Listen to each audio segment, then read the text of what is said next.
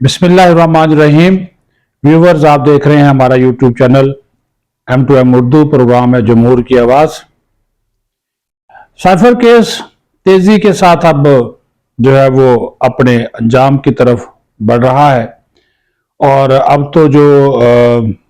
High court है उन्होंने भी इस हवाले से वाज़े तौर पर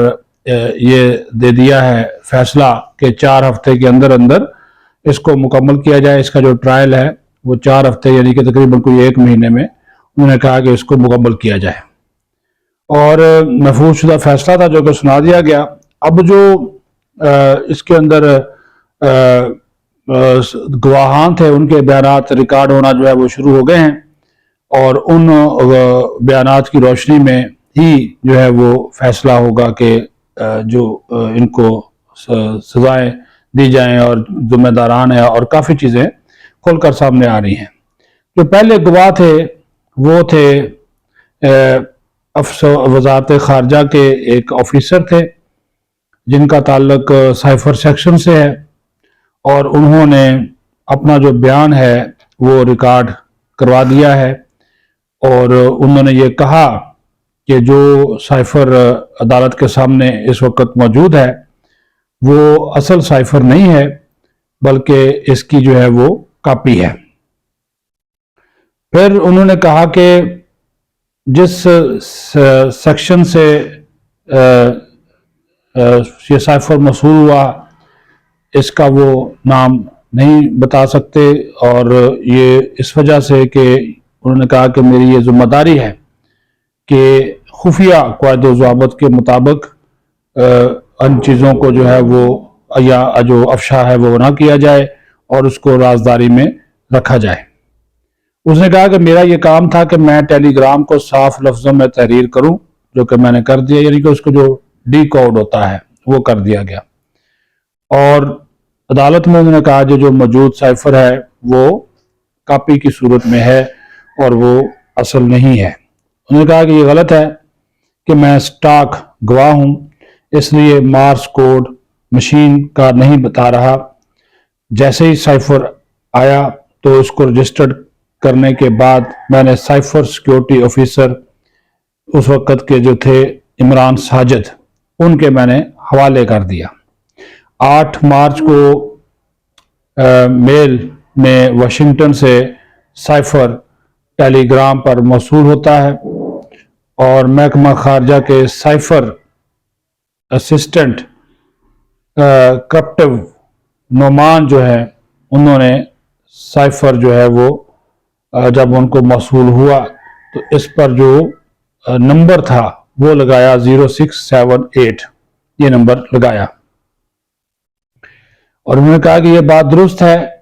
कि रजिस्टर्ड में भेजने वाले का नाम नहीं है और दोनों में तकाबल के लिए ऑफिस का रजिस्टर अदालत में वो नहीं लेकर आए। लेकिन इस तरह उन्होंने कहा कि मेरी ये जिम्मेदारी है, खुफिया क़वायद ज़वाबित के मुताबिक है, जिसे वो अदालत में नहीं बता सकते। तो ये एक सिलसिला जो है वो शुरू हो गया है कि साइफर को जिस तरह इमरान खान ने और शाह महमूद कुरैशी ने इस्तेमाल किया, अपने सियासी मकासद के लिए इस्तेमाल किया, मुल्क को बदनाम किया और फिर साइफर की कॉपी गुम कर दी गई और फिर रियासत के ऊपर जो कीचड़ उछाला गया और इसको फिर अफशा किया गया, तो सीधी सीधी वो ऑफिशियल सीक्रेट एक्ट की खिलाफ वर्जी है। उसी वजह से इनके हवाले से ये चीज़ें अब सामने आ गई। दूसरी बात, बुशरा बीबी, आज फिर उनको तलब किया गया था कि वो पेश हों, लेकिन नैब में वो पेश नहीं हुई। जो उनको कहा गया था कि वो 190 मिलियन पाउंड का जो स्कैंडल है अलकादर ट्रस्ट का, उस हवाले से वो जो आप जमा कराएं, लेकिन उन्होंने अपने वकील नईम पंजोथा के जरिए ये कहा कि वो मसरूफ़ हैं और उनको कोई और डेट दे दी जाए, आज वो पेश नहीं हो सकती, तो आज उनको बुलाया था। अब देखें नैब इसके ऊपर क्या फैसला करता है। दूसरा, बुशरा बीबी ने